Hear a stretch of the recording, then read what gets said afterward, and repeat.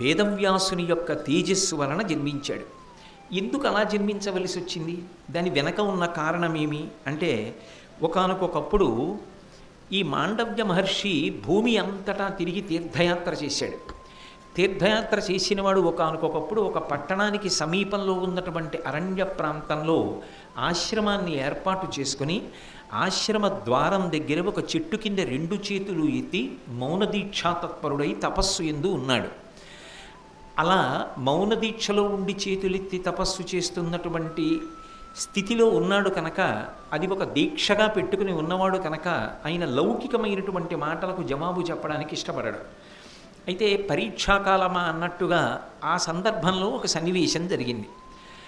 ఆ రాజ్యాన్ని పరిపాలిస్తున్నటువంటి రాజుగారి అంతఃపురంలో దొంగలు పడి ధనాన్నంతటినీ తస్కరించి మూట కట్టుకుని బయటికి వెడుతుండగా అక్కడ ఉన్నటువంటి తలారులు చూశారు. తలారులు అంటే శిక్షని అమలు చేసేవాళ్ళు.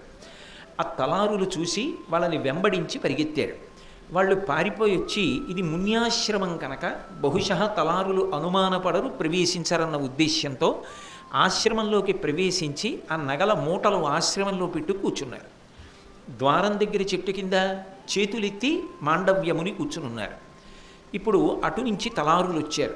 ఈయన దగ్గరికి వచ్చి, దొంగల్ని ఇటుగా తరువుకొచ్చాం, ఆ దొంగలు ఇటే పరిగెత్తారు, ఎక్కడున్నారు అని అడిగారు.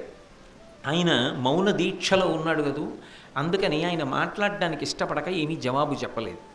కానీ సైనికులు దాన్ని సరిగా అర్థం చేసుకోవడంలో విఫలమయ్యారు.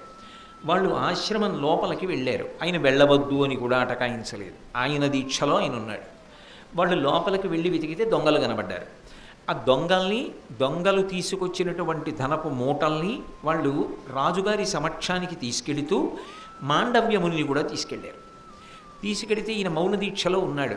మహారాజా బహుశः ఈయన సంధానకర్త, రాజాంతఃపురంలో ధనాన్ని అపహరించి తెచ్చి ఆశ్రమంలో పెట్టండి, ఎవరూ అనుమానించే అవకాశం ఉండదని బహుశः చెప్పి ఉంటాడు. అందుకని దొంగలు అక్కడే ఉన్నారు. ఈయనకి కూడా ఇందులో పాత్ర ఉన్నది అనడానికి అనుమానానికి సాక్ష్యమేమి అంటే, ఇటుగా వచ్చిన దొంగలు ఇటు వెళ్ళారు అన్నప్పుడు ఈయన జవాబు చెప్పలేదు. రాజు యొక్క సైనికులతో సహకరించలేదు, మౌనంగా ఉన్నాడు. మేమే అనుమానంతో తీసుకొచ్చాం కాబట్టి ఈయనకి కూడా ఇందులో హస్తం ఉన్నది అన్నారు. రాజు ఎవరైతే ధనాన్ని అపహరించారో ఆ దొంగల్ని వెంటనే సంహారం చేయించి ఈయనకి కురుత శిక్ష అని ఒక శిక్ష వేయించాడు.